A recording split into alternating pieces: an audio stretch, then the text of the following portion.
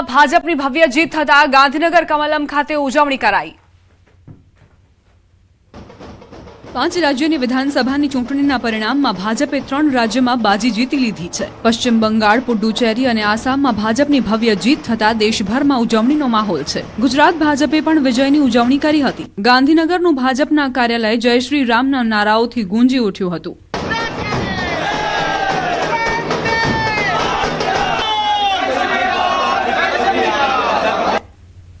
मुख्यमंत्री भूपेन्द्र पटेल, नायब मुख्यमंत्री हर्ष संघवी, भाजप प्रदेश प्रमुख जगदीश विश्वकर्मा सहितनाओए पश्चिम बंगाळनी प्रख्यात वानगी झालमुरी झापटीने अनोखी रीते विजयनी उजवणी करी हती। एकबीजाने मीठाई खवडावीने जीतनी शुभेच्छा आपी हती। साथे ज कमलम बहार भाजपना कार्यकरो मोटी संख्यामां एकठा थया हता अने वंदे मातरम, भारत माता की जय तेमज जय श्री रामना गगनभेदी नाराओ साथे वातावरण गजवी दीधुं हतुं। आ विजयोत्सव दरमियान कार्यकर्ताओए फटाकड़ा फोड़ी अने एकबीजानुं मोढुं मीठुं करावीने पक्षनी जीतनी भव्य उजवणी करी हती। सीएम कार्यकर्ताओनी मेहनत अने परिश्रमने बिरदावता नजरे पड्या तो हर्ष संघवीए कह्युं, बंगाळना लोकोने जंगल राजमांथी मुक्ति मळी। आ 5 राज्यमां दरेके दरेक कार्यकर्ताए जे पण कार्य कर्युं छे ए खरेखर सराहनीय छे अने आजे गुजरातमां पण एक बाय इलेक्शनमां उमरेठमां भारतीय जनता पार्टीनो विजय थयो छे। एमने पण खूब खूब अभिनंदन पाठवुं छुं। बंगालना नागरिकोनी भव्य विजय थई छे। बंगालमांथी बंगालना नागरिकोने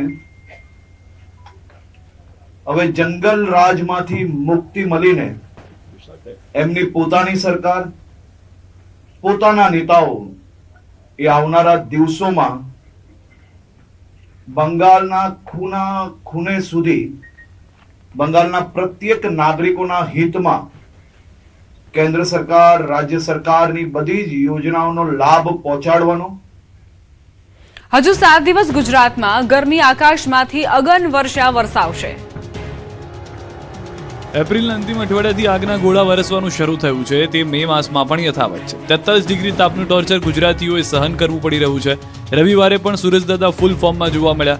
અમદાવાદ, સુરેન્દ્રનગર, રાજકોટ, ગાંધીનગર સહિતના શહેરોમાં 43 ડિગ્રી તાપમાનનો પારો પહોંચી ગયો તો અન્ય શહેરોમાં પણ 40 ડિગ્રીને પાર તાપમાન પહોંચી જતા લોકો રીતસરના શેકાઈ ગયા।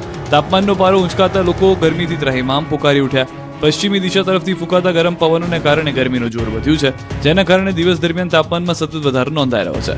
હવામાન વિભાગે આગાહી કરી છે કે હજુ 7 દિવસ આખરી ગરમીમાં શેકાવું પડશે। હાલ ગુજરાતની આસપાસ 3 જેટલી સિસ્ટમ સક્રિય થઈ જોવા મળી છે, જેનો કોઈ વિશેષ પ્રભાવ ગુજરાત પર થશે તેવી કોઈ પણ પ્રકારની સંભાવના નથી।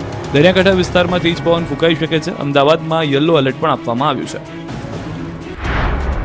सौराष्ट्र के कुछ हिस्सों में अधिकतम तापमान सामान्य से ज़्यादा थे और जो सबसे ज़्यादा तापमान दर्ज किया गया अधिकतम वो सुरेंद्रनगर 43.5 डिग्री सेल्सियस दर्ज किया गया था। अगर अगले 7 दिनों की बात करें तो कोई विशेष बदलाव अधिकतम तापमान में आने की संभावना नहीं हुई है। भाणवडમાં 2 કાર વચ્ચે હચમચાવનારી ટક્કર। દેવભૂમિ દ્વારકા જિલ્લાના ભાણવડ શહેરમાંથી અકસ્માતની એક હચમચાવનારી ઘટના સામે આવી। અહીં નગરપાલિકા કચેરી પાસે 2 કાર વચ્ચે એટલી ભયાનક ટક્કર થઈ કે જોનારાઓના કાળજા ધ્રુજી ગયા। આ સમગ્ર ઘટના નજીકમાં લાગેલા સીસીટીવી કેમેરામાં કેદ થઈ ગઈ। સીસીટીવીમાં સ્પષ્ટ જોઈ શકાય છે કે બંને કાર પૂર ઝડપે આવી રહી હતી। ટક્કર એટલી જોરદાર હતી કે બંને વાહનોના ફૂરચે ફૂરચા ઉડી ગયા હતા અને ગાડીઓને ભારે નુકસાન પહોંચ્યું હતું। અકસ્માત બાદ તરત જ આસપાસના લોકો ઘટના સ્થળે દોડી આવ્યા હતા। સદનસીબે આટલી ભયાનક ટક્કર હોવા છતાં કોઈ જાનહાનિ समाचार नहीं। राम राखे तेने कोण चाखे ते कहेवत अहीं सार्थक थई छे। जो कि अकस्मात बाद